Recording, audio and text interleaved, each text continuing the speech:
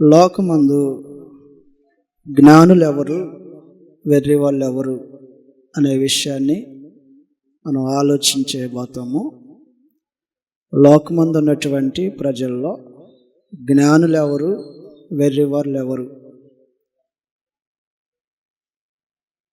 వాస్తవంగా వెర్రోళ్ళని ఎవరిని అంటారంటే, ఏ పని చేత కాదు, ₹1 సంపాదించలేడు, కుటుంబానికి కానీ ఊరికి కానీ ఏ ఉపయోగం లేనివారు అని ఎవరు సమాజంలో ఆరోపణలో ఉంటారో వారిని సహజంగా ప్రతి వాళ్ళు ఏమంటారంటే, వీడు వెర్రోడండి, పిచ్చోడండి, కొద్ది జ్ఞానం లేదు, బ్రతికే తెలివితేటలు లేవు, సంపాదించేటువంటి ఆలోచన లేదు, భవిష్యత్తును గురించినటువంటి చింత లేదు అని సంపాదన లేనటువంటి ప్రజల్ని సహజంగా పిలుస్తూ ఉంటుంటారు. ఈ సీజన్లో చూడండి, రోడ్ల మీద తాటి ముంజలు అమ్ముతూ ఉన్నారు. ఒకప్పుడు అసలు ఇది వ్యాపారంగా చేసుకోవచ్చనే ఆలోచన లేదండి. వేసవి వస్తే అనేకమైనటువంటి చిన్న చిన్న వ్యాపారాలు మన మనసుకు అసలు తట్టదు, ఎలా కూడా చేసి డబ్బు సంపాదించవచ్చా అనేటువంటి ఆలోచనలు మనకు రానటువంటి ఆలోచనలు ఎందరో చేసి ఏదో రకంగా సాయంత్రానికి 100,000 సంపాదించేటువంటి ప్రజలు మన కళ్ళెదుట కనపడతా ఉన్నారు. అలాంటి చిన్న చిన్న విషయాలు సైతము వ్యాపారంగాను వృత్తిగాను మలుచుకొని డబ్బు సంపాదించేటువంటి వారిని చూసినప్పుడు కానీ, వయసులో మనకంటే చిన్నపిల్లలు, అతి బాల్యంలో ఉన్నటువంటి వారు సైతము ఊరలో తిరుక్కోకుండా ఏదో ఒక వ్యాపార రీత్యా తీసుకొచ్చి డబ్బులు సంపాదించేటువంటి వారిని కూడా చూసినప్పుడు ఏమనుకుంటామంటే, ఆ పిల్లలను చూడండి ఎంత తెలివిగా ఉన్నారో అంటుంటారు. మన బిడ్డలను పోల్చి ఏం మాట్లాడతారంటే, మన వాళ్ళు ఒక ₹10 ఉంటే దాన్ని ఎలా ఖర్చు చేయాలని చూస్తారు కానీ, ఆ పిల్లలను చూడండి, ఏదో ఒకటి అమ్ముకుంటారు, ఏదో ఒక ₹10 తీసుకెళ్తారు. అరే ఏం చేస్తావురా అంటే, ఫలానా కొనుక్కోవాలండి, బుక్స్ కొనుక్కోటానికో లేకపోతే తనకి ఏదైనా అవసరమైంది కొనుక్కోటానికో. ఇలాంటి పిల్లలు కనిపిస్తున్నప్పుడు వారిని ఏమంటారంటే, ఎంత తెలివి ఉందో పిల్లలకి అంటారు, పసిబిడ్డలకు సైతం. కాబట్టి ఇలాంటి లోకంలో మనం ఉన్నాం ప్రస్తుతం. వ్యాపారం చేసేటువంటి మంచి వ్యాపారవేత్తలు ఉన్నారు, చిన్న చిన్న కుటీర పరిశ్రమలు నడిపించేవారు ఉన్నారు.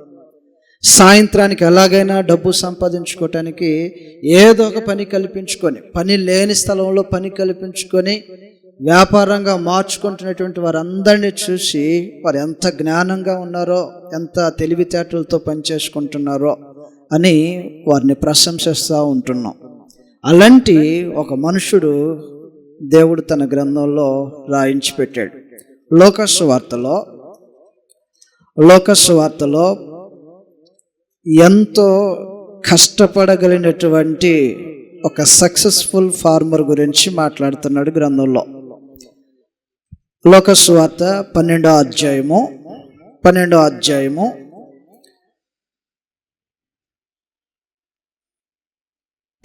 వచనంలో ఇలాంటి ఒక సక్సెస్ఫుల్ ఫార్మర్ ఒక ఆయన కనిపిస్తున్నాడు. చదువుతాం. లోకసు వార్త 12వ అధ్యాయము 16వ వచనంలో, మరియు ఆయన వారితో ఈ ఉపమానము చెప్పాను, ఒక ధనవంతుని భూమి సమృద్ధిగా పండాను. అప్పుడు అతడు, నా పంటను సమకూర్చుకొనుటకు నాకు స్థలము చాలదు కనుక నేను ఏం చేద్దునని తనలో తను ఆలోచించుకుంటున్నాడంటే ఒక ఫార్మర్ అయినా, సక్సెస్ఫుల్ ఫార్మర్, బాగా భూమిని పండించడంలో నేర్పు కలిగినటువంటి ఫార్మర్. ఎందరో మంది వ్యవసాయం చేస్తుంటారు కానీ పంట సరిగ్గా ఇంటికి తీసుకొచ్చేటువంటి స్కిల్ ఉండదు. 20,000 ఖర్చు పెట్టి ఇంటికి 10,000 తెచ్చుకునే వాళ్ళు ఉన్నారు. మంచి మంచి వ్యవసాయకులు వాళ్ళు. ఖర్చు 20,000, ఇంటికి వచ్చేదేమో 10,000. అలాంటి వ్యవసాయం చేసేటువంటి వ్యవసాయకులు కూడా ఉన్నారు. కానీ ఇక్కడ వ్యవసాయం చేసేటువంటి మనుషుల గురించి మాట్లాడుతున్నాడు ప్రభువైన యేసు. Is the successful farmer. గతంలో ఎన్నడూ పండనంత పంట దిగుబడి చేసేటువంటి ఫార్మర్. నిజంగా ఆ పంట అలాగూ పండటంలో ఏ సమయానికి ఆ పంటకి ఏం అవసరమై ఉంటుందో దాన్ని సమకూర్చేటువంటి పనిలో ఎంత కష్టపడి ఉంటాడో. ఊరకనే వచ్చేసిద్దండి ఇంటికి పంట వేసేసి విత్తనం వేసేసి ఇంటికి వచ్చేసిద్ది ఆ పంట. ఒక సాగు చేసేటువంటి వ్యవసాయకుడు తను సాగు చేసినటువంటి ఆ పంట మీద ఎంత శ్రద్ధ పెడితే ఆ పంట ఇంటికి వస్తుందో, ఎంత ప్రయాసం ఉంటుందో, దానికి నీరు కట్టడానికి కానీ, తగిన సమయంలో ఉపయోగించవలసినటువంటి ఔషధాలు ఉపయోగించడంలో కానీ, ఆ పంటకు కావలసినటువంటి భద్రతను కల్పించడంలో కానీ, ఒకవేళ ఏదైనా తెగులు పడుతుంటే ఆ తెగులు పడకోకుండా ఉండటానికి ముందుగానే ఏమేమి చేస్తే ఆ తెగులు ఆ పంటకు రాకోకుండా ఉంటుందో ఎన్ని విధాలుగా ఆ పంట మీద శ్రద్ధ నిలుపుంటాడు ఆ వ్యవసాయకుడు. పంట ఊరకనే ఇంటికి రాదు. సాగు చేయకోకుండా, సేద్యపరచుకోకుండా పండదేది. తొలిమానవుడైనటువంటి ఆదామును సైతము ఏదైనా తోటలో నాటాడు, కానీ దాన్ని సేద్యపరిచేటువంటి బాధ్యత మనుషునికి అప్పగించాడు. ఆదికాండం 2వ అధ్యాయంలో ఏదైనా ఒక తోట నాటిన మాట వాస్తవము. దేవుడే నాటిన తోట అది. దేవుడు తోటను నాటి ఆ తోటని సేద్యపరిచేటువంటి బాధ్యత ఒకటి ఉంటుంది. వ్యవసాయం చేసేటువంటి మనుషుడు దాన్ని సేద్యపరచడం తెలుసుకోవాలి, సాగు చేయటం తెలుసుకోవాలి. దానికి సమకూర్చవలసిన నీరు, సమకూర్చవలసినటువంటి భద్రత, సమకూర్చవలసినటువంటి ఔషధాలు ఏవైతే ఉంటాయో వాటిని దానికి అందించినప్పుడే ఆ భూమి తన ఫలములను వేసినటువంటి మనుషుడికి అందిస్తుంది. ఆదికాండము 2వ అధ్యాయంలో ఏదైనా తోటలో ఒక తోటను నాటినటువంటి దేవుడు ఆ తోటను కాయుటకును సేద్యపరచుటకును ఆదామును నియమించాడు. 2వ అధ్యాయము 14వ వచనంలో 15వ వచనంలో రాయబడి ఉంటుంది. ఆదికాండం 2వ అధ్యాయం 15వ వచనంలో, మరియు దేవుడైన యెహోవా నరుని తీసుకొని ఏదైనా తోటను సేద్యపరచుటకును దాన్ని కాచుటకును దానిలో ఉంచును. అది సేద్యపరచబడాలి. నాటిన తోట ఏదైనా, వేసిన పంట ఏదైనా, సాగు చేసినటువంటి ఏ భూఫలమైన ఆశించేటువంటి యజమానుడు కానీ, వ్యవసాయకుడు కానీ ఆ పంట మీద తాను పెట్టవలసినటువంటి శ్రమ ఒకటి ఉంటుంది. కాబట్టి పంట వేసాడంట. ఉపమానం మాట్లాడుతున్నాడు ప్రభువైన యేసు. వేసిన పంట అధికంగా పండింది. ఎంత పంట పండిందంటే అప్పటి వరకు ఒక అంచనా ఉంటుంది. తనకు ఒక 2 ఎకరాలు ఉంటే ఎంత బోరింగ్ కట్టుకోవాలో ఒక అవగాహన ఉంటుంది. ఒడ్లు దాచుకునేటువంటి నిల్వలు ఉంటాయి, గూడమ్స్ ఉంటాయి. ఏదన్నా ఒక 2 ఎకరాలు ఆసామైనటువంటి వ్యక్తి తనకి ఎన్ని వరలు పెట్టుకోవాలో ఒక ఐడియా ఉంటుంది. ఉండిద్దా లేదండి? ఎవరికైనా మనలో ఒకరికి ఒక 2 ఎకరాల భూమి ఉందనుకోండి, తనకి ఎంత గూడెం కావాలో, ఎంత పెద్ద కొట్లు కావాలో తనకంటూ ఒక ఆలోచన ఉంటుంది. ఒకవేళ ఒక ఆశ్రమకు ఒక 10 ఎకరాలు ఉందనుకోండి, 2 ఎకరాల ఆశ్రమకు సరిపోయేటువంటి కొట్లు 10 ఎకరాలు ఉన్నటువంటి ఆశ్రమకు సరిపోవు. కాబట్టి తనకున్నటువంటి భూభాగములో తనకు పండుతున్నటువంటి ఆ పంట యొక్క దిగుమతిలో తాను దాచుకోవటం కొరకు ఆల్రెడీ కొన్ని కొట్లు కట్టించుకొని ఉన్నాడంట. కొన్ని కొట్లు కట్టించుకొని ఉన్నాడు. అయితే ఇప్పుడు పండిన పంట అంతకు ముందు కట్టినటువంటి కొట్లు సైతము పట్టజాలనంత విస్తారమైన పంట పండింది. కాబట్టి హార్డ్ వర్కర్ అనేది రుజువు అవుతుంది. ఒకటి, తను అద్భుతంగా వ్యవసాయం చేసినటువంటి వాడిగాను, చాలా కష్టపడుతున్నటువంటి వాడిగాను తాను కనపడతా ఉంటుంటాడు. లోకసువార్త 12వ అధ్యాయంలో రాయబడినటువంటి సంగతులు ఈ విధంగా ఉంటాయి. 12వ అధ్యాయము 16, 13వ వచనంలో లేదా కింద భాగంలో మనం చదువుతున్నాం. లోకసువార్త 12వ అధ్యాయంలో ప్రభు అయిన యేసు ఈ ఉపమానాన్ని మాట్లాడుతున్నటువంటి సమయంలో 16వ వచనంలో, మరియు ఆయన వారితో ఈ ఉపమానము చెప్పెను. ఒక ధనవంతుని భూమి సమృద్ధిగా పండెను. అప్పుడు అతడు, నా పంట సమకూర్చుకొనుటకు నాకు స్థలము చాలదు గనుక. కాబట్టి ఎంత పంట పండి ఉంటుంది? నాకు స్థలము చాలదు అంటున్నాడంటే బాగా పండి ఉంటుంది. పంట బాగా పండాలంటే మనుషుని యొక్క శ్రమ ఎంత ఉండాలో దేవుని యొక్క సహాయం కూడా అంతే ఉండాలి. కాబట్టి పంట పండాలంటే, భూఫలములు మనుషుడికి దొరకాలంటే, భూమి తన ఫలములు ఫలించాలంటే దేవుని యొక్క సహాయం లేకోకుండా మనుషుడు తన భూభాగంలో దేనిని అనుభవించలేడు. కాబట్టి భూమి బాగా పండింది, దాంట్లో దేవుని సహాయం ఒకటి ఉందనేది అర్థమవుతుంది.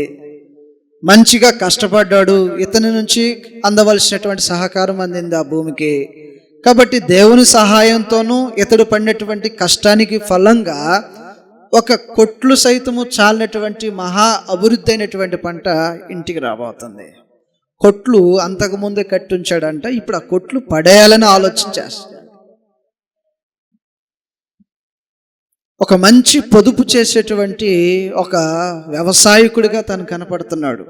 అంటే అదుపుగా కావలసినటువంటి సమయంలో కావలసినంత ధనాన్ని హెచ్చించేటువంటి ఒక మంచి ఆర్డర్ ప్రకారంగా దాన్ని సాగు చేసినటువంటి ఒక వ్యవసాయకుడిగా తను కనపడుతున్నాడు. ఎలాగన వ్యవసాయం చేసేటువంటి వారిని ఊరిలో ఆదర్శ రైతు అని అంటారు. ఏ టయానికి ఆ టయానికి మందులేసేవారిని, పొలంలో ఎలాగుందో, దాంట్లో కలుపు మొక్కలు ఉన్నాయో, ఒకవేళ నీరు అందుతుందో లేదో నిరంతరము దాన్ని చూసుకుంటూ కావలసిన ఏర్పాట్లు చేసేవారిని ఆదర్శ రైతు అని పిలుస్తారు. కుటుంబము అతను చూసి గర్వపడుతుంది. ఒక మంచి వ్యవసాయకుడు, వ్యవసాయదారులు, రైతు కుటుంబం అని సమాజము వారిని చూసి చాలా గర్విస్తూ ఉంటుంటుంది. కాబట్టి ఒక కుటుంబానికి, సమాజానికి ఆదర్శంగా నిలబడేటువంటి ఒక గొప్ప వ్యవసాయకుడు క్రీస్తు ప్రభు మాట్లాడుతున్నటువంటి మాటలు కనబడుతున్నాడు.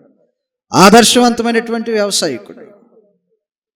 కాబట్టి ఈ వ్యవసాయకుడిని గురించి దేవుడు ఒక లెక్క కడుతున్నాడంట. మనుషులు లెక్క కడతారు కదా, బాగా పంట పండింది, బాగా సమృద్ధి అయినటువంటి పంట పండింది, ఆ పంట పండిన దాంట్లో తనకు అంతకు ముందు ఉన్నటువంటి కొట్లన్నిటినీ పడగొట్టి మరలా దాంట్లో నింపుకోవాలని, పెద్దవి కట్టాలని ఆలోచన చేసినటువంటి ఈ ధనవంతుని గురించి, ఈ వ్యవసాయకుని గురించి దేవుడు ఒక లెక్క కడుతున్నాడంట. మనుషులు ఎలాగో లెక్క కడతారు? పేదోడని, రిచ్ అని, హై రిచ్ అండి అంటారు. కొంతమందిని చూసినారు వెరీ పూర్, కొంతమందిని చూసినప్పుడు ఏమంటారంటే చాలా పేదరికం. ఈ పేదరికం అని పిలవటానికి మనుషులు అన్నిటిని ఆలోచించేసి లెక్క కట్టేది ఉంటుంది. ధనవంతులండి అని చెప్పడానికి కొన్నిటిని చూసి ఆలోచన చూసి లెక్క కట్టడానికి ఉంటుంది. హై రిచ్ అండి, హై రిచ్ అని ఎవరిని అంటారు అన్న? అధికమైనటువంటి సంపాదన, అధికమైనటువంటి ఖరీదైనటువంటి ఎక్విప్మెంట్స్, కళ్ళజోడు పెట్టుకుంటే వాళ్ళు ఒక 20,000 30,000 కళ్ళజోడు పెట్టుకోవటం, షర్ట్ తీసుకున్నాడంటే లెనిన్ క్లాత్ ఒక 15,000-20,000 షర్ట్ ఉండటం, ఉపయోగించేటువంటి వెహికల్స్ BMW కారు కొనుక్కున్నారనుకో, అలాంటి వారు ఉన్నారు. వాళ్ళు అంతమంది హై రిచ్ అన్నమాట. ఇక్కడ ఎవరు లేరు అనుకుంటున్నా అంత హై రిచ్ పీపుల్స్ కదండి, ఎవరు లేరు. కాకపోతే మనుషులు అలా కనపడాలని ప్రయత్నం చేస్తుంటారు. గ్రంథంలో చెప్పిన మాట అది. ధనవంతుడేమో పేదవాళ్ళలాగా ఉండాలని చూస్తాడంట, పేదవాడేమో బాగా ధనం ఉన్నోళ్ళలాగా పోజ్. అది పేదవాడు ధనవంతుల్లాగా కనపడాలనుకోవటం ఒక పోజు. కాబట్టి అలాంటి వాళ్ళు ఉన్నారు. ధనవంతుడు పేదవాళ్ళలాగును, పేదవాడు ధనవంతుల్లాగును కనపడేటువంటి మనుషులు ఉన్నారని సామెతల గ్రంథంలో చెప్పబడినటువంటి సంగతులు ఉన్నాయి. కాబట్టి మనుషులు వారు అనుభవిస్తున్నటువంటి స్థితిని చూసి, ధరిస్తున్నటువంటి వస్త్రాలను చూసి, తింటున్నటువంటి ఆహారాన్ని చూసి, నివాస స్థలాలను చూసి, ప్రతి మనుషుని గురించినటువంటి అవగాహనతో పూరో, రిచ్చో, హై రిచ్చో ఏదో ఒక కేటగిరీ కింద మనుషులను విభజించడం అనేది చూస్తూ ఉంటుంటాం. దేవుడు లెక్క కడుతున్నాడు, ఇప్పుడు ఏ మనుషుని లెక్క కడుతున్నాడు. బాగా పంట పండించేటువంటి ఒక రైతుని గురించి, వ్యవసాయం చేసినటువంటి ఒక రైతుని గురించి, ధనవంతుని గురించి దేవుడు క్యాలిక్యులేషన్ చేస్తున్నాడంట 12వ అధ్యాయంలో. ఇప్పుడు మనం మరలా చదవబోతున్నాము. 17వ వచనంలో లాగా రాయబడి ఉంటుంది. అప్పుడు అతడు, నా పంట సమకూర్చుకొనుటకు నాకు స్థలము చాలదు గనక నేనేమి చేతునని తనలో తాను ఆలోచించుకొని, నేను ఎలాగూ చేతును, నా కొట్లు విప్పి వాటికంటే గొప్ప వాటిని కట్టించి అందులో నా ధాన్యమంతటిని, నా ఆస్తిని సమకూర్చుకొని, నా ప్రాణముతో ప్రాణమా, అనేక సంవత్సరములకు విస్తారమైన ఆస్తి నీకు సమకూర్చబడి ఉన్నది, సుఖించుము, తినుము, త్రాగుము, సంతోషించుమని చెప్పుకుందునని అనుకోండి. అయితే దేవుడు క్యాలిక్యులేషన్ ఇది. ఎవడంటాడు ఎర్రోడని? పంట బాగా పండించిన వాడిని ఎర్రోడు అంటాడు. ఎవడన్నా అంటాడండి అలాగా? అసలు అంటామా? మనం అంటామా? ఎవడన్నా పంట 20 బస్తాలు పండాల్సినటువంటి పొలంలో 60 బస్తాలు పండించాడు అనుకోండి, ఆ రైతుని ఏమంటారు? ఎర్రోడా, ఏం పంట పండించావు అని అంటారా? ఎర్రోడు అంటారు. అలాంటి వాళ్ళని ఏం చేశాడండి వ్యవసాయం అని అంటారా? అద్భుతంగా పండించాడండి వ్యవసాయం, అద్భుతంగా సంపాదించాడండి, బాగా కష్టపడుతున్నాడండి, వృధా లేదు వాళ్ళకి. నేడున్నటువంటి కుటుంబాల్లో ఉన్నటువంటి పరిస్థితులు ఏంటంటే సంపాదన తక్కువ, ఖర్చులు ఎక్కువ, దుర్వినియోగం అన్నమాట. అనగా ఒక దానికి ఎంత ఖర్చు పెట్టాలో తెలియదు, దేనికి ఎంత ఖర్చు పెట్టాలో తెలియదు. తొక్కుకునే చెప్పులకు కూడా 2000, 3000 రూపాయలు పెట్టే ఖర్చులు ఉంటాయి. మంచిదే చెప్పులు కొనుక్కోవటం, కాకపోతే దేనికి ఎంత ఉపయోగించాలో తెలియదు. ఉన్నవాళ్ళైతే కొనుక్కోవటంలో ఇబ్బంది లేదు, కానీ ఇంటిలో ఆడబిడ్డకు సరైన వస్త్రం ఉండదు, పిల్లలకు సరైన వస్త్రం ఉండదు. ఈయన మాత్రం డాబు సారితనం చేస్తుంటారు ఊర్లో. ఉన్నారా లేదా అలాంటి వాళ్ళు? ఇంట్లో ఆడబిడ్డ తిందో లేదో తెలియదు, ఉన్నదో లేదో తెలియదు, వారి అవసరాలు ఏంటో తెలియదు. ఇవన్నీ మర్చిపోయి ఈ మనుషుడు మాత్రం డాబు సారితనంగా పల్సరు, FZ అంటే కొనుక్కున్న వాళ్ళు ఉంటారులేండి. యవనులు ఉంటారు. FZ బండి, అది అరుపుే, కేకలేదు. బుల్లెట్ బండ్లు కేకలేదు. ఆ కేకన పడాలి వెనకే. ఇంట్లో తిండి ఉందా, వస్త్రం ఉందా, ఏది ఉందా లేదనే తర్వాత సెకండరీ అనమాట. అలాంటి ఒక డాబు సరంతనంగా బ్రతుకుతున్నటువంటి వారైతే వారిని సోమరిపోతులని అన్నారు, ఇంట్లో అవసరాలు తీర్చుకోలేని మనుషులు. కానీ ఎక్కడ ఎంతో అద్భుతంగా పంట పండించినటువంటి ఈ వ్యవసాయకుడు పంట బాగా పండితే దేవుడు లెక్కేస్తున్నాడు. మనుషులు లెక్కేస్తే మంచి వ్యవసాయకుడు అని చెప్తారు, కానీ దేవుడు లెక్కేసి ఈ మనుషుని ఏమని మాట్లాడుతుందంటే, వెర్రోడా, యు ఆర్ ఫూల్. పంట బాగా పండించిన దానిక వెర్రోడైంది అతడు. కొట్లు పట్టనంత విస్తారమైనటువంటి పంట ఇంటికి వచ్చినందుకు వెర్రోడే అతడు. దేవుని యొక్క క్యాలిక్యులేషన్లో ఈ మనుషుడు ఎలాగని కనపడుతున్నాడంటే, ఎంత అద్భుతంగా పండించినా అసలు అది నిలబడనిది, ఎగిరిపోయే దాని మీద మనసు పెట్టుకున్నాడు. పక్షులు, కొన్ని పక్షులు మన కంటికి చాలా అద్భుతంగా కనబడతా ఉంటాయి, అందంగా కనబడతా ఉంటాయి. దాన్ని పట్టుకొని ఒక్కసారి చేతిలో పెట్టుకొని చూడాలనుకుంటుంటారు కొంతసారి. ఒక్కసారి మన చేతి మీద వాలితే బాగుండు, పక్కన పెట్టుకొని ఫోటో దిగితే బాగుండు, మన ఇంటి ముందు ఎప్పుడు అలాగొచ్చి వాలితే బాగుండు అని ఎన్నో ఆశలు ఉంటాయి. కానీ అది పట్టుకోవడానికి మనం దానికి దగ్గరికి వెళ్ళే కొద్దీ అది మరింత దూరం వెళ్తూ ఉంటుంది. ఇంకొంచెం మనం వేగం పెంచే కొద్దీ అది ఎగిరిపోతూ ఉంటుంది. సంగతి ఏంటంటే, ధనం మీద మనసు పెట్టుకొని దాని వెనకాల పరిగెత్తేవాడు, దాని మీదే నమ్మకాన్ని కలిగిన వాడు, పక్షి రెక్కలు పట్టుకుంటే రెక్కలున్న పక్షి ఎలాగైతే ఎగిరిపోతుందో, ధనం మీద మనసు పెట్టుకుని దాని వెనకాల పరిగెత్తేవాడు ఎగిరిపోయి వెనకాల దాని మీద పడుతున్నాడని అర్థం. సామెతల గ్రంథం 23వ అధ్యాయంలో,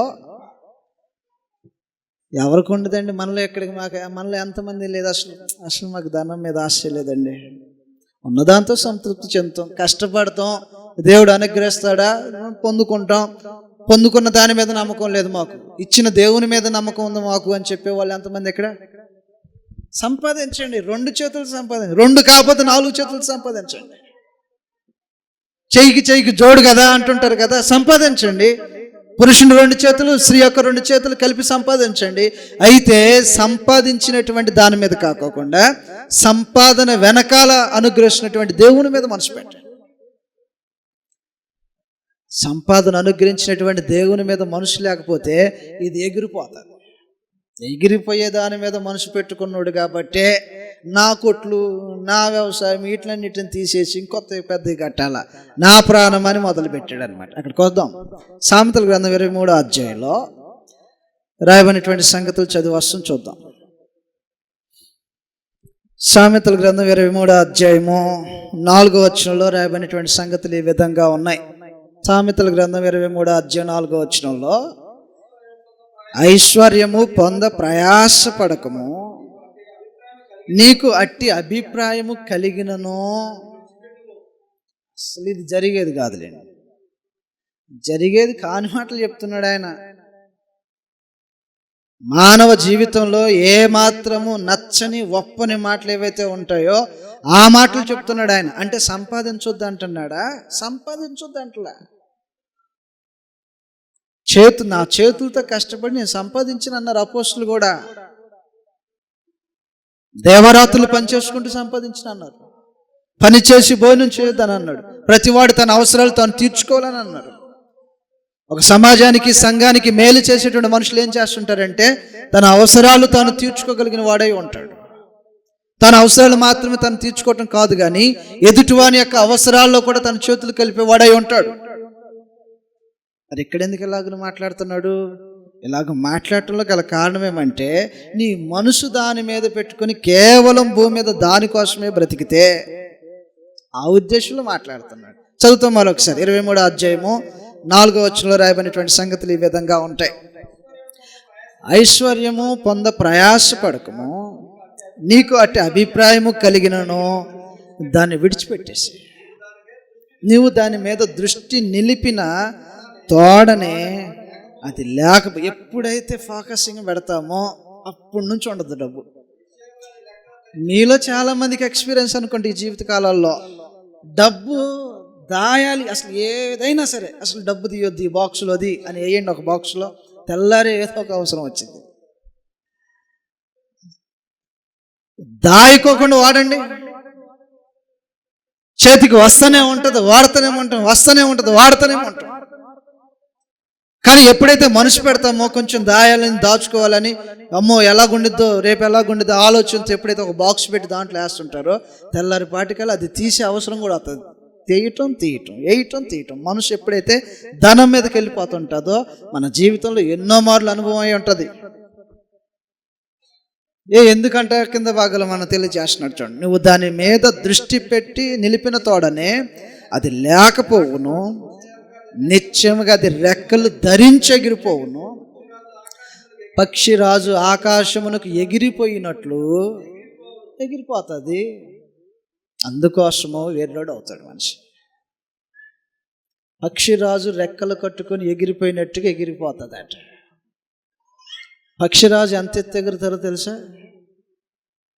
భూమి మీద ఉన్నటువంటి పక్షాదులలో అత్యధికమైనటువంటి ఎత్తు ఎగిరేది పక్షిరాజే, గ్రద్ద. కొండ శిఖరాలకు వెళ్తుంది, దాన్ని పట్టుకోలేడు ఎవడు, దాన్ని వేటాడలేడు ఎవడు, దానికి గురి పెట్టలేడు ఎవడు. కాబట్టి దేనితో పోల్చబడుతుందో, ఏది పోల్చబడుతుందో, ఎందుకు పోల్చబడుతుందో ఆలోచించేద్దాం. బాగా వ్యవసాయం చేశాడు, బాగా పంట పండింది, కొట్లు చాలట్లేదు, అటువంటి ఒక మనిషిని అప్రిషియేట్ చేయాల్సినటువంటి వాడే ఉంటే దేవుడు లెక్క కట్టి వెర్రోడా, అతని వెర్రితనానికి గల కారణం ఏమంటే దేవుని మీద ఆధారపట్ల, తాను సంపాదించినటువంటి తన ఆస్తి మీద, తన యొక్క బాహుబలం మీద ఆధారపడుతున్నటువంటి మనుషుడు వెర్రోడవుతాడు. అందువల్ల దేవుని యొక్క గ్రంథము మనల్ని హెచ్చరించేది ఏంటంటే మీ మనసు రెక్కలొచ్చి ఎగిరిపోయే దాని మీద నిలుపుకొని ఉంటే భవిష్యత్తులో మనం కూడా ఎర్రోళ్ళు అవుతాం. మీ మనసు దేని మీద ఉంది? సంపాదించాలా, సంపాదించొద్దు అని అంటలా, సంపాదించిన దాని మీద మనసు వద్దు మీకు, సంపాదించండి. తిమోతి రాసిన మొదటి పత్రికలో రాయబడినటువంటి సంగతులు ఈ విధంగా ఉంటాయి. తిమోతి రాసిన మొదటి పత్రికలో 6వ అధ్యాయము, తిమోతి రాసిన మొదటి పత్రిక 6వ అధ్యాయము 17వ వచనంలో ఇలాగ రాయబడి ఉంటుంది. తిమోతి రాసిన మొదటి పత్రిక 6వ అధ్యాయం 17వ వచనంలో, ఇహమందు ధనవంతులైన వారు గర్విష్ఠులు కాక అస్థిరమైన ధనమునందు నమ్మకం ఉంచక. దేని మీద నమ్మకం? దేని మీద నమ్మకం వద్దు? అది అస్థిరమైనది. ఒక రోజు ఉంటుంది, ఇంకో రోజు ఉండదు. ఒక రోజున ధనవంతులు చేస్తుంది, ఇంకొక రోజున దరిద్రులుగా చేసి కూడా కూర్చోబెడతాది.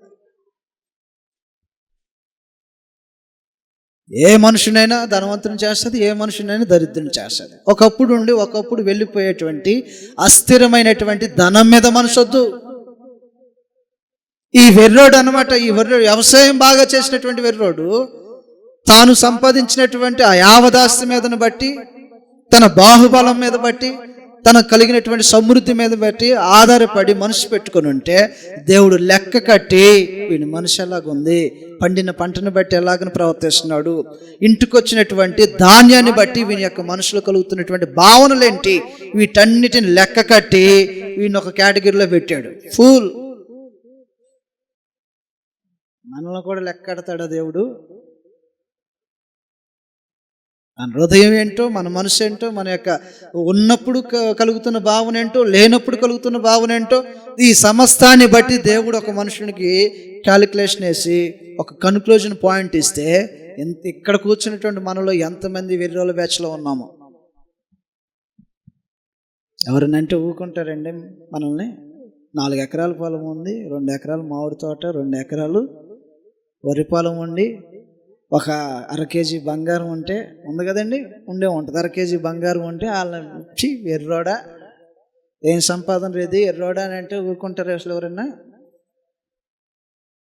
దేవుడు ఎందుకు ఈ లెక్కలో పెట్టాడు ఎర్రోడని? దేవుడు లెక్కలో పెట్టడానికి గల కారణాలు ఏంటంటే, వెర్రివాడొకటికి, ఒక మనుషుడు వెర్రివాడొకటికి గల కారణాల్లో ఒకటి, మనుషుడు తాను ఏ ప్లాన్ చేసినా సరే దేవుణ్ణి కేంద్రం చేసుకుని ప్లాన్ చేయాలా. దేవుణ్ణి వదిలేశాడు. పంట పండింది, నా కొట్లు అంటున్నాడు, నేను కొట్లు కట్టించుకుంటా అని అంటున్నాడు, నేను ఇది చేస్తా అని అంటున్నాడు, వచ్చిన ధాన్యంతో నా ప్రాణాన్ని సుఖపెట్టుకుంటా అంటున్నాడు. నీ కొట్లు కట్టించుకోవటం నీ ప్లానే, సుఖపడటం నీ ప్లానే, భవిష్యత్తుకు దాచుకోవటం నీ ప్లానే, అన్నీ నీ ప్లాన్ అయితే అసలు సృష్టికర్త అయినటువంటి దేవుని ఆలోచన లేకోకుండా నీ సొంత ప్లాన్లు వేసుకునేవాడు ఎవడైనా ఎర్రోడే.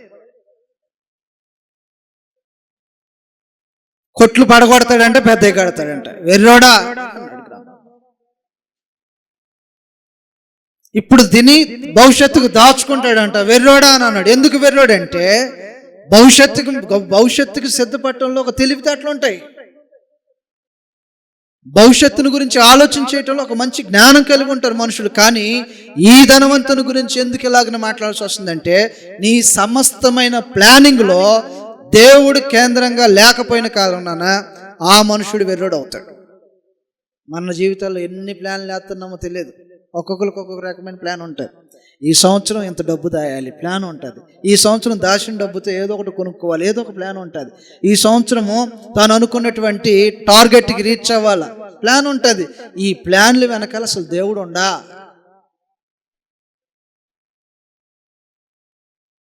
ఈ వారానికి ఎంత సంపాదించాలని మీ టార్గెట్ లేదా? అసలేమి ఈ నెలకి, సంవత్సరానికి అసలు మాకేమీ లేదండి. అంత ఎర్రోళ్ళు ఎవరు లేరు ఇక్కడ, అందరు జ్ఞానవంతులే. మనకంటూ ఏదో ఒక ఆలోచనలు ఉంటాయి. నువ్వు వేసిన ప్లాన్కి నీ దేవుడు కేంద్రం అయ్యి ఉండకపోతే నువ్వు ఎర్రోడి కింద పిలువబడతావు. యాకోబు పత్రికలో రాయబడినటువంటి సంగతులు ఈ విధంగా ఉంటాయి.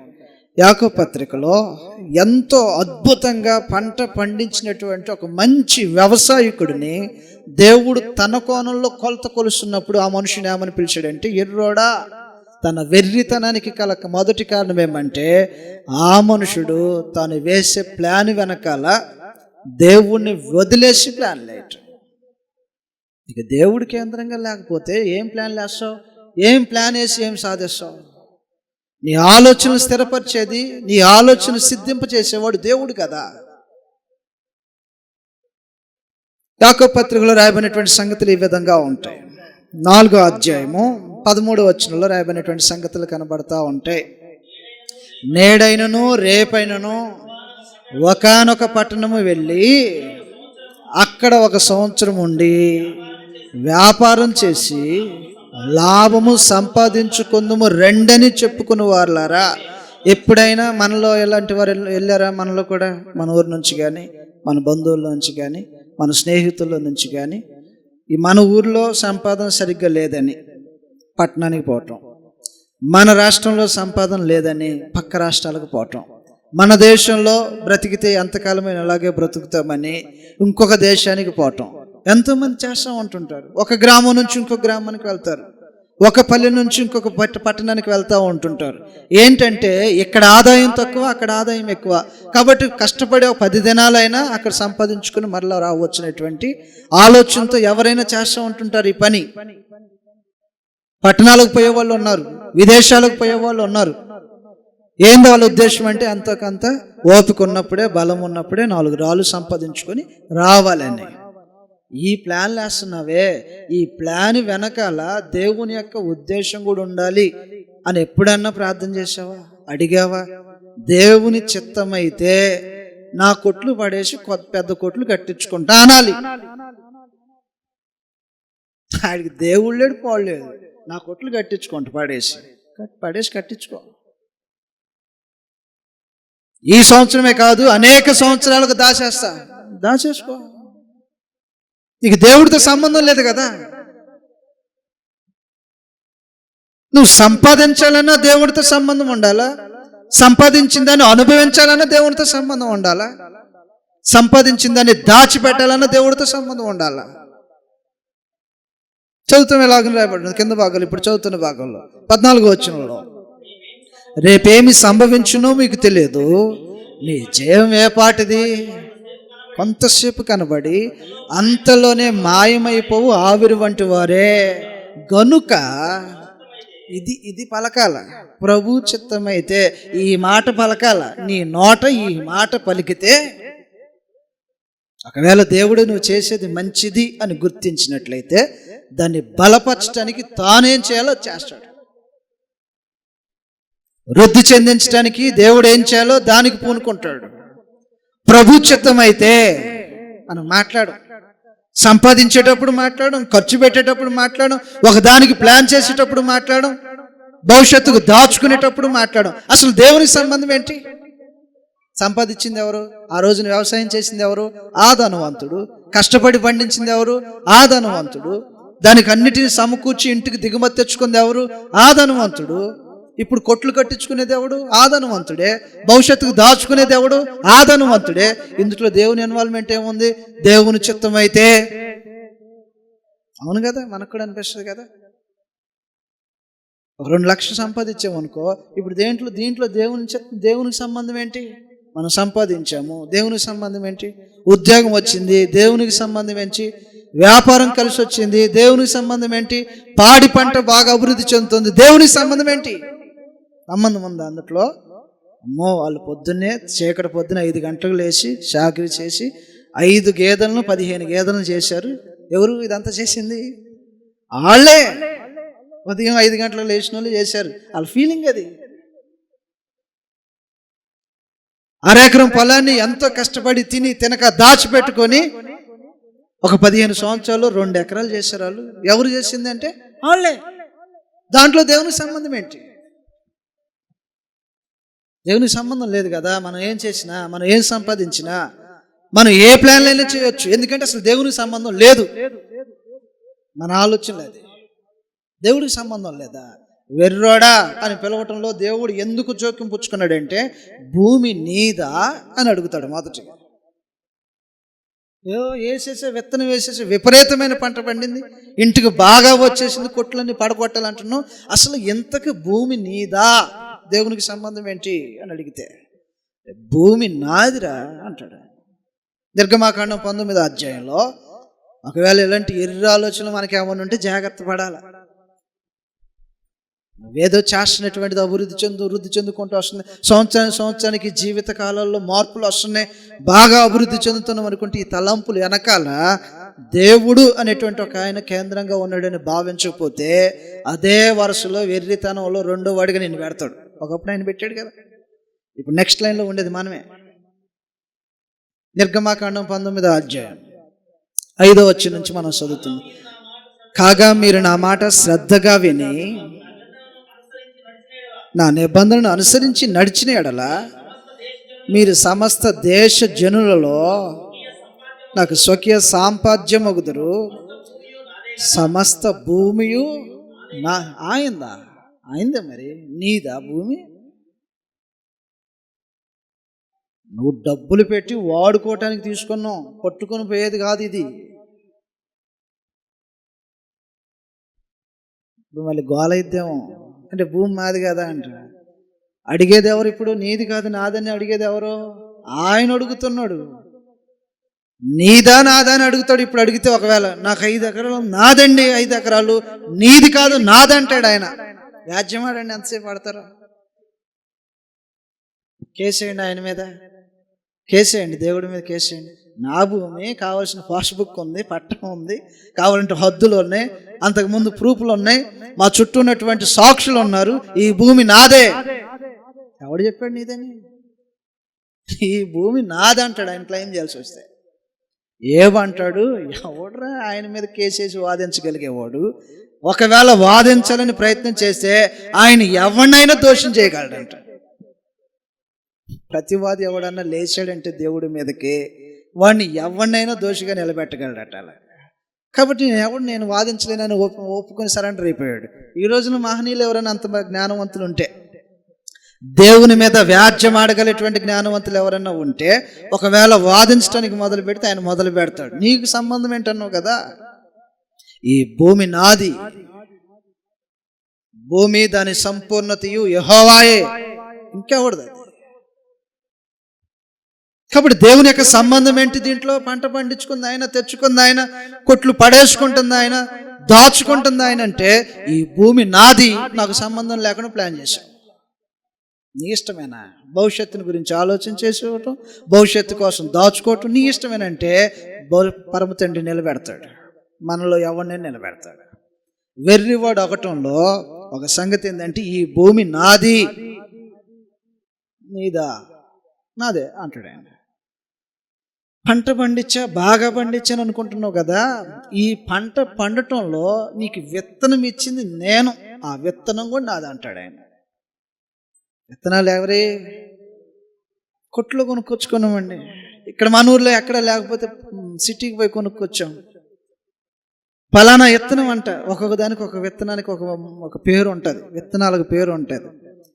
పత్తి గింజలు సరిగ్గా పండకపోతే వెంటనే ఏదో ఒక పేరు చెప్తారు రైతులందరూ. ఆ విత్తనాలు పెట్టలేదా? అక్కడ కొనుక్కు రాలేదా? కొనుక్కొచ్చుకున్న మాట మంచి వాస్తవమే. అసలు నీకు విత్తనం ఇచ్చింది ఎవడు? కొరింథీయులకు రాసిన రెండవ పత్రిక 9వ అధ్యాయంలో భూమి ఆయనదై ఉంది, భూమి మీద వేస్తున్నటువంటి విత్తనం ఆయనదై ఉంది, నీకంటూ ఏముంది అసలు? కొరింథీయులకు రాసిన 2వ పత్రిక 9వ అధ్యాయము 10వ వచనంలో రాయబడినటువంటి సంగతులు ఈ విధంగా ఉంటాయి. విత్తువానికి విత్తనమును, తినుటకు ఆహారమును దయచేయు దేవుడు మీకు విత్తనము దయచేసి విస్తరింపజేసి మీరు మీ ప్రతి విషయంలో పూర్ణాౌదార్యం భాగ్యము గలవారగునట్లు మీ నీతి ఫలములు వృద్ధి చెందించును. ఇచ్చేది ఎవడు? విత్తనం. విత్తనాలు అమ్మే కొట్లోళ్ళు కాదు. విత్తనాలు అమ్మే కొట్లోడు కూడా ఇంకో దగ్గర చేతి మార్పు వ్యాపారం అంటారు కదా, ఎక్కడో ఒకసారి తెచ్చుకొని అమ్ముకుంటున్నాడు. భూమి మీదకి విత్తనాన్ని తీసుకొచ్చింది ఎవరు? మరి నీదంటావేంటి? భూమి నీది కాదు, విత్తనం నీది కాదు, పడే వర్షము నీది కాదు. అది మొలకెత్తటానికి కావలసినటువంటి సూర్యరశ్మిని పంపించే దేవుడు ఉన్నాడు. ఆ సూర్యరశ్మి నీది కాదు.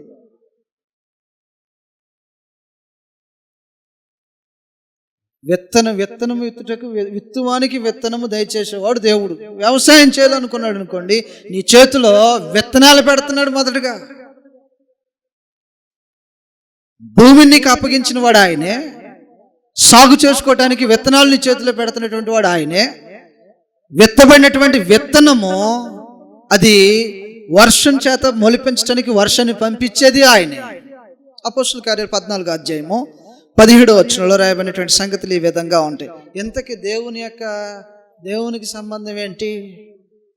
ఆ ఎర్రోడు అడుగుతాడు, పండించుకుంది నేను, తెచ్చుకుంది నేను, అనుభవించాల్సింది ఏంటంటే, దేవునికి సంబంధం లేకుండా ప్లానింగ్ చేస్తే అది ఏ రోజైనా ఓడగొట్టబడిద్ది. ఒకవేళ ఓడగొట్టబడాలనుకుంటే ఏదైనా చేయొచ్చు మనం దేవునితో సంబంధం లేకుండా.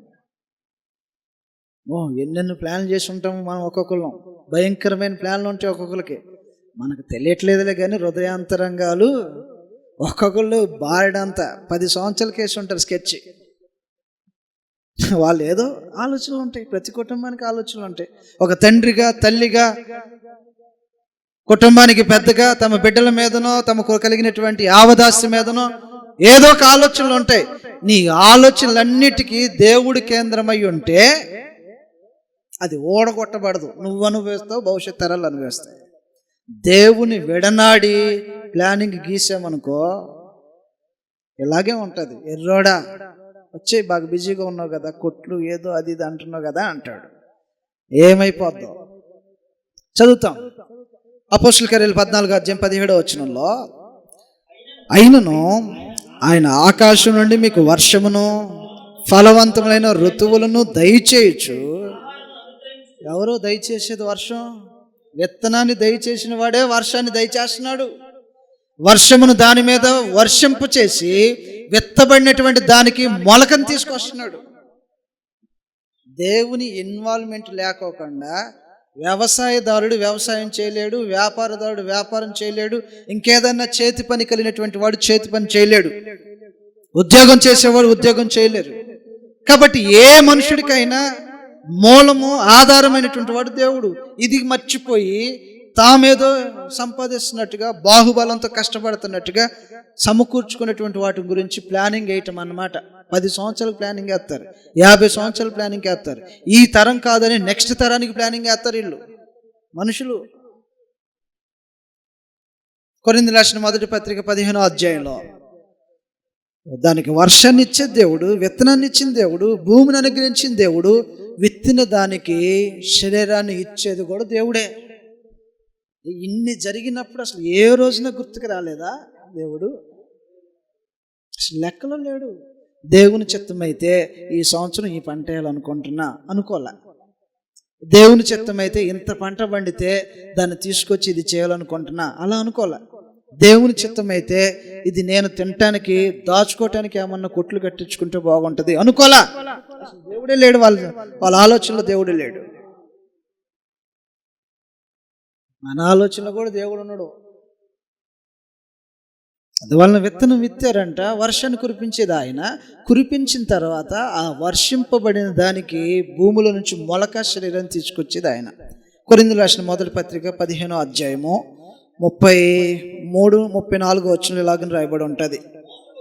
మోసపోకుడి, దుష్ట సాంగత్యము మంచి నడవడిని చెరుపును. నీతి 35 చదివాసం 35. అయితే మృతులు ఎలాగు లేతురు, వారు ఎట్టి శరీరముతో ఒత్తురని ఒకడు అడిగను. ఓ అవివేకి, ఫూల్ అంటున్నాడు అనమాట. అక్కడ కూడా నువ్వు విత్తినది చచ్చితేనే కానీ బ్రతికింపబడినది ఎలాగా? నువ్వు విత్తుదాన్ని చూడగా అది గోధుమ గింజను సరే, మరి ఏ గింజను సరే, వట్టి గింజనే విత్తుచున్నావు కానీ పుట్టబోవు శరీరాన్ని విత్తటంలా.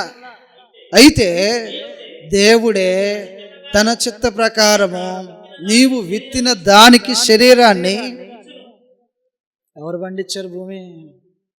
మొలకలు ఎందుకు వచ్చాయి? వాన పడింది, వచ్చింది. కాలం కలిసి వచ్చింది. చక్కగా కాల వదిలారు, మంచి సమయానికి నీళ్లు పెట్టాము, మొలకలు వచ్చింది. మంచి సారవంతమైన భూమి, బాగా మొలకలు వచ్చింది. పురుగు పుట్ట ఏమీ పడలేదు, బాగా మొలకలు వచ్చినాయి. భలేగా ఉందండి మీ నారుమడి. అనంగులో ఉప్పొంగిపోతాడు, లోపల నారు పోసినాడు. అది నేను చల్లిన కాబట్టి అట్ట మొలిసింది అంటాడు చల్లినోడు. చల్లినోడికి తనకు ఆపాదించుకోవటం. విత్తనాలు నా కొట్లో తీసుకెళ్ళావు కాబట్టి అట్ట వచ్చినాయి, లేకపోతే ఇంకో కొట్లో తీసుకెళ్ళి చూడ అంటాడు ఆయన. అమ్మినోడు తనకు ఆపాదించుకోవటం. లేకపోతే సరైన సమయంలో మందులు కొట్టాను కాబట్టి ఆ మందుల పవర్ వల్ల ఇలా బతికిందని ఆయన కూడా ఒక స్టాండ్ వేసి ఒక కార్డు పెడుతున్నాడు. ఈ పొలం ఎలాగుంటానికి ఈ మందులు చల్లారు ఇక్కడ. మీరు పొలాల్లోకి వెళ్ళి చూడండి, నార్మల్ చల్లినప్పుడు ఒక కర్ర బాతి, ఆ కర్రకు ఒక బోటు పెడుతున్నాడు. ఈ ఫలానా మందు వల్ల ఇలా ఉంది పంట అని. మందులోడు తన పేరే, చల్లినోడు తన పేరే, భూమి ఆసామి తన పేరే, ఇంకొకడు తన పేరే. ఇక దేవుడి సంబంధం లేదు. మొలకెత్తించేది ఎవరు? మనుషుడు నువ్వు ఏది విత్తుతున్నా సరే దానికి మొలకెత్తించేది, శరీరాన్ని ఇచ్చేది దేవుడు కదా. దేవుడి సంబంధం ఏంటి? మత్తయి సువార్తలో రాయబడినటువంటి సంగతులు ఈ విధంగా ఉంటాయి. మత్తయి సువార్త 5వ అధ్యాయంలో 45వ వచనంలో రాయబడినటువంటి సంగతులు ఈ విధంగా ఉన్నాయి. చదువుతాం. మత్తయి సువార్త 5:45. ఆయన చెడ్డవారి మీదను మంచివారి మీదను తన సూర్యుని ఉదయింప చేసి నీతిమంతుల మీదను అనీతిమంతుల మీదను వర్షమును కురిపించుచున్నాడు. ఆ పదములో తన సూర్యుని ఉదయింప చేసి, ఎవరిది? నీదా? భూమి నీదా? విత్తనము నీదా? వర్షం నీదా? మొలకిచ్చింది నువ్వా? దాని మీద సూర్యుని ఉదయింప చేసేవాడు నువ్వా? ఏది నీది? ఏది నీది కాదు, మొత్తం నాదని కొట్టుకుంటాం మనం. డబ్బా కొడతాం అన్నమాట. దేవునికి చెందవలసినటువంటి ఘనత, దేవునికి చెందవలసినటువంటి గౌరవం, దేవుడే సమస్తానికి కేంద్రంగా చేసుకోవాల్సిన జీవితాల్లో దేవుణ్ణి శూన్యంగా చేస్తే ఒక రోజున ఆ మనుషులు ఎలాగైతే సక్సెస్ఫుల్ ఫార్మర్ అయినప్పటికీ, హార్డ్ వర్కింగ్ చేసేటువంటి ఒక మంచి బిజినెస్ మ్యాన్ అయినప్పటికీ ఆ మనుషుణ్ణి దేవుడు లెక్క కట్టినప్పుడు పిచ్చోడా ఎర్రోడా. జ్ఞానవంతులు అనుకుంటారు, మంచి వ్యవసాయ స్కిల్స్ ఉన్నటువంటి మనుషులు అనుకుంటారు, లోకమందున్నటువంటి మనుషులు. దేవుడు అలాగ లెక్క కట్టడో. తనకు సంబంధం లేకోకుండా మనుషుడు ఏం ప్లాన్ చేసినా అది మాత్రం ఖచ్చితంగా వెర్రితనానికే గురి చేస్తుంది. మీరు ఎర్రోళ్ళు అవ్వద్దు, ఎర్రితనంగా ఆలోచన చేయొద్దు, జ్ఞానవంతుల్లాగా ఉండండి. దేవుని యొక్క సహాయం పొందుకుంటున్నటువంటి భావనతో దేవుని చిత్తమైతే అనుకోండి, దేవుని చిత్తమైతే ఇది చేయాలి, దేవుని చిత్తమైతే ఈ పంట వేయాలి, దేవుని చిత్తమైతే ఆ పంట ఇంటికి తీసుకురావాలి, దేవుని చిత్తమైతే వీటికి కావలసినటువంటి ఏర్పాట్లను చేయాలి, దేవుని చిత్తమైతే ఇది భవిష్యత్తుకు ఉపయోగపడేలాగా భద్రపరచుకోవాలి అని దేవుణ్ణి సెంటర్ పాయింట్ చేసి మాట్లాడండి. అప్పుడు మీరు ఎంత కష్టపడినా, ఎంత ప్రయాసపడినా ఆ ప్రయాసకు తగిన ప్రతిఫలము మీ కష్టాజితాన్ని మీరు అనుభవిస్తారు. కీర్తన గ్రంథం 128వ అధ్యాయం 1వ వచనంలో మీ ప్రయాసకు తగిన మీ కష్టాజితం, మీ చేతుల కష్టాజితము మీరు అనుభవించాలా. ఎవడు అనుభవిస్తాడు? ఎవడంటే వాడు అనుభవించడు. యెహోవా యందు భయభక్తులు కలిగిన వాడు యెహోవా యందు భయభక్తులు కలిగిన వాడు ఆయన త్రోవలందు నడుచువారు అందరూ ధన్యులు. నిశ్చయముగా నీవు నీ చేతుల కష్టార్జితము అనుభవించు. యెహోవా యందు భయభక్తులు కలిగిన వాడు అనుభవిస్తాడు. పంట వేసేసాము, వచ్చేసేస్తుంది, అనుభవించేస్తాము. బాగా పండింది, ఆల్రెడీ కొట్లలో దాచేసాము. అది ఏ రోజున ఎలాగనో చిల్లు పెడతాడో తెలియదు. ఇశ్రాయేలు జీవితాల్లో ఎన్నో మార్లు పెట్టాడు.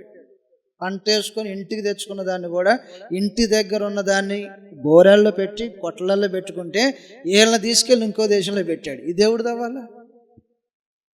అరే బాబు, మీరు ఎక్కడ కాదు ఉండాల్సింది, నేను ఏర్పాటు చేసే స్థలంలో మేము పంట అయిపోయిన తర్వాత వస్తాం, నువ్వు ఆపమంటే ఆపడాయన. బోరెల్లో బోల్డ్ అంత తినటానికి మాకేం తక్కువ లేదు, మేము రామంటే ఆపడాయన. చెయ్యి పట్టుకొని లాక్కొని పోతాడు. లోతు మంచి ధనవంతుడిగా పరిచయం చేశాడు. వేల కొలది గొర్రె మేకల మందలో రానే వచ్చారు. రాత్రికి రాత్రి చేతులు పట్టుకున్నారు, బరాబరా లాక్కెళ్ళారు. ఏమనుంటూ తోలుకొచ్చుకోమని అనలా.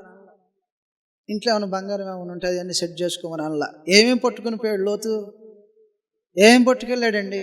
ఆదికాండం 19వ అధ్యాయంలో లోతుని తీసుకుని వెళ్ళారు. దేవదూతలు చేతులు పట్టుకొని బలవంతంగా లాక్కొని పోయారు. ఏమేమి తీసుకుని పోయారు?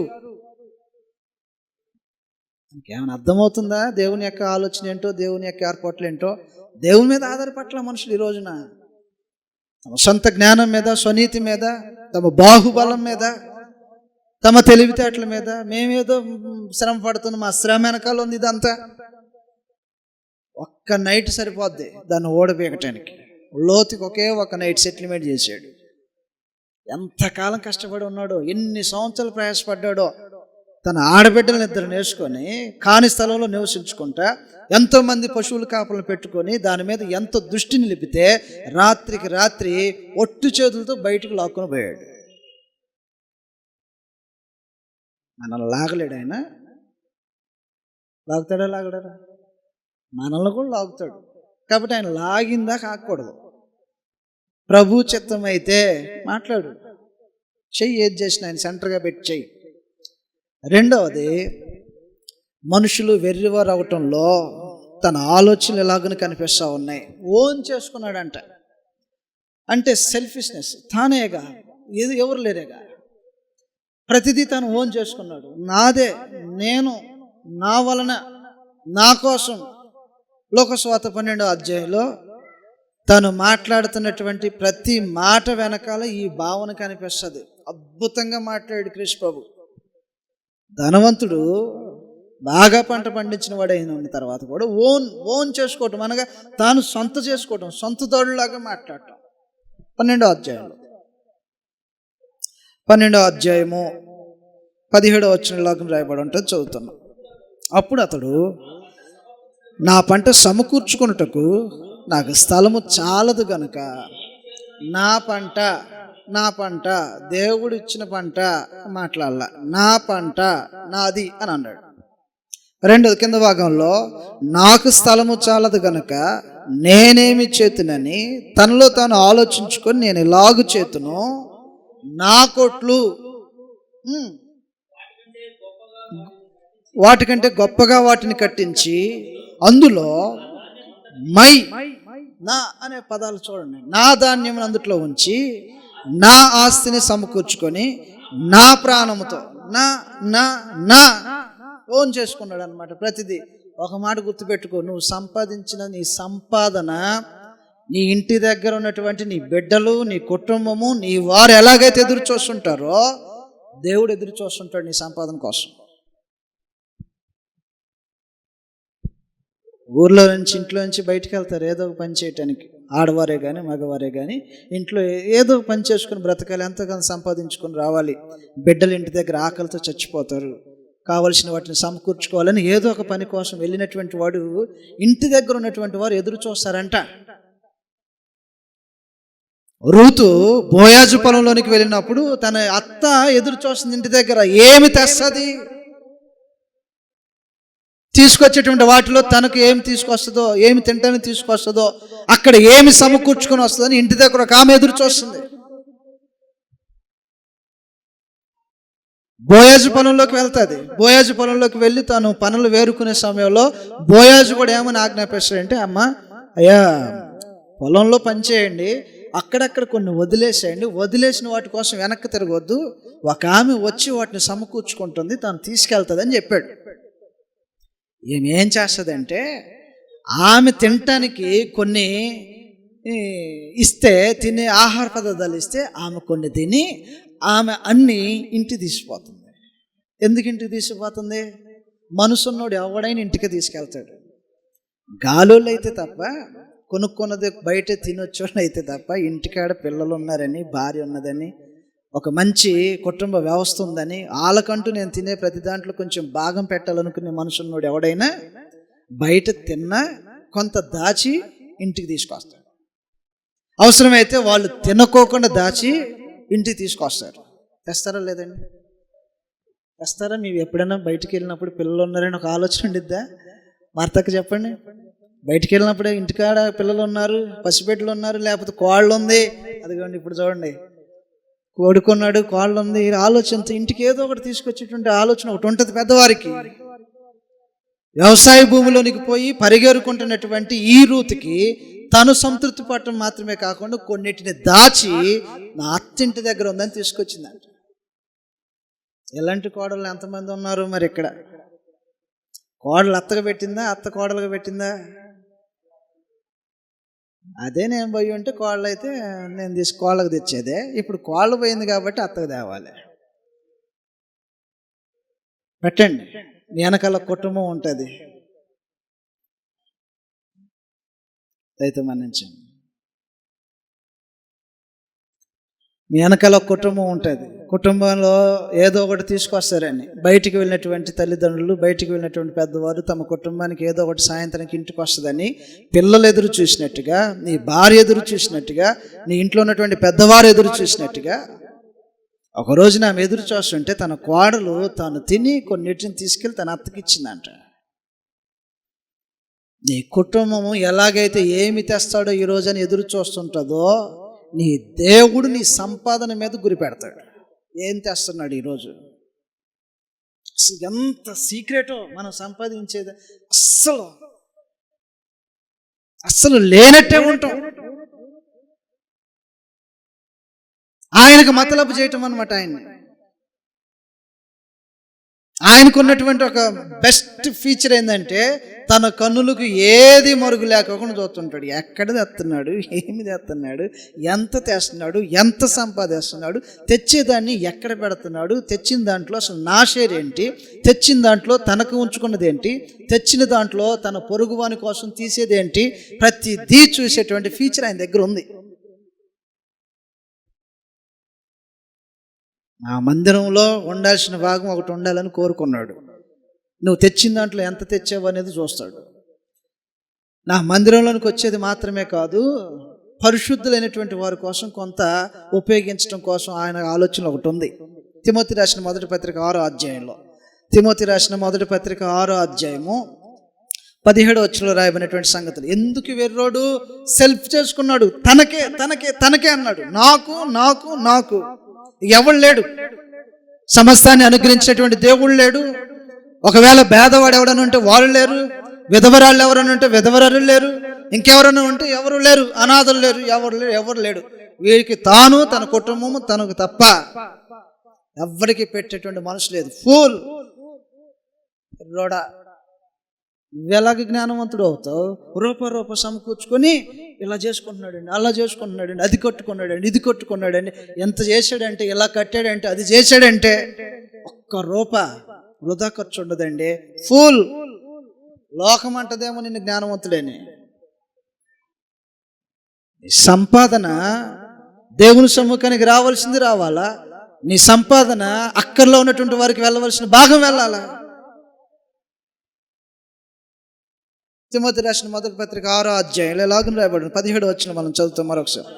ఇహమందు ధనవంతులైన వారు గర్విష్ఠులు కాక, అస్థిరమైన ధనమునందు నమ్మిక ఉంచక, సుఖముగా అనుభవించుటకు సమస్తమును మనకు ధారాళముగా దయచేయు దేవుని యందే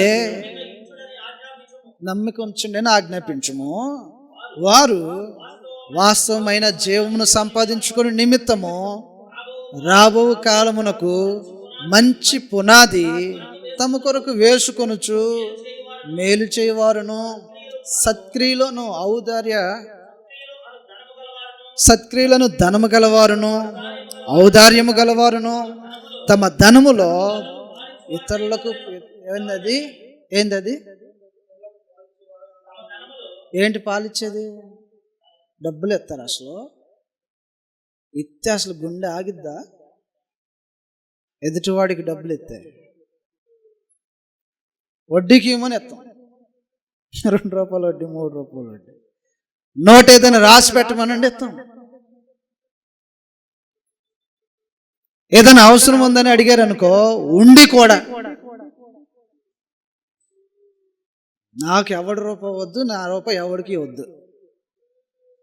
నేను ఎవడింటికి వెళ్ళను, నా ఇంటికి ఎవడు రావద్దు. నేను ఎవరిది ఆశించను, నాది ఎవడు ఆశించొద్దు. ఫూల్. దేవుని నియమాన్ని దాటుతున్నాను. ఒకనాడు ధనవంతుని యొక్క ఆలోచన ఎలాగ ఉన్నాయో, నా నా నా ఇక నువ్వు తప్ప ఎవడు లేడు. ఇక నీకు అనాథలు లేరు, విధవరాణులు లేదు, దిక్కులేని వారు లేరు, సమాజంలో తల్లిదండ్రులు లేనటువంటి వారు లేరు, అక ఎవరు లేరు. ఇక నీకు నువ్వు ఒక్కడే బ్రతకాల అండి. ఆటోలు వెనకాల కూడా రాస్తున్నారు కండి, అందరూ బాగుండాలి, నేను ఒక్కడనే బాగుండాలని రాసుకున్నాడు అండి ఆయన. నేను ఒక్కడనే బాగుండాలి, నా కొట్లు కట్టుకోవాలి, నా కోసం కట్టుకోవాలి, నా కోసం సంపాదించుకోవాలి.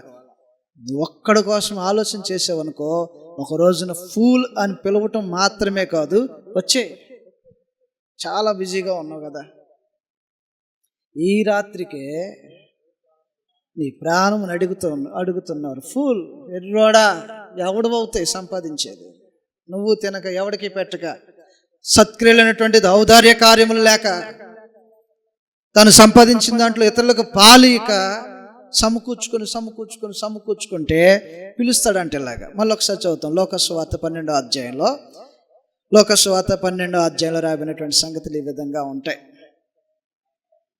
దేవుని చిత్తం అయితే మరలా మనం కలుసుకున్నప్పుడు ఆలోచించేద్దాం, ముగించబోతున్నాం. 12వ అధ్యాయంలో, అయితే దేవుడు, ఎర్రివాడా, ఈ రాత్రి నీ ప్రాణం అడుగుచున్నారు, నీవు సంపాదించినవి సిద్ధపరిచినవి ఎవని వగునని నీకైతే అవ్వవు.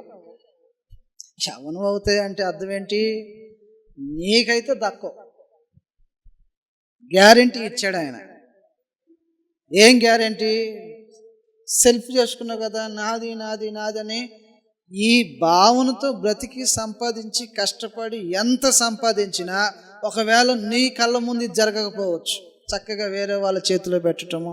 అదే ఆడబిడ్డలు ఉన్నటువంటి వారైతే ఆడబిడ్డల చేతులు పెట్టడం, మగబిడ్డలు ఉన్నవారేమో మగబిడ్డల చేతులు పెట్టడం చేస్తున్నారు. కానీ భవిష్యత్తులో అది ఎవరికి చెందాలో, ఎక్కడ చెందాలో దాన్ని అన్నిటిని సెటిల్మెంట్ చేసే రోజు ఒకటి గ్యారెంటీగా ఉంటుంది. మనం అనుకుంటాం ఎట్టకట్ట ఒక్క సెంటు కూడా పోకోకుండా బిడ్డల చేతికి అప్పగించాం. వాళ్ళకు కూడా చెప్తారు, మా నాయన ఎంత ఇచ్చాడు, మళ్ళీ నీకు అంత ఇస్తున్నా, రే నువ్వు కూడా అదే చేయి, ఒక్క సెంటు కూడా అమ్మమాకు, అమ్మినవంటే ఒట్టేయి అమ్మినవంటే అని ఒట్లేపించుకున్న వాళ్ళు ఉన్నారు. కానీ భవిష్యత్తులో దాన్ని ఎక్కడ పెట్టాలో దేవుడు అక్కడ పెడతాడు. దేవుడు కేంద్రంగా లేడు మనుషుల జీవితానికి.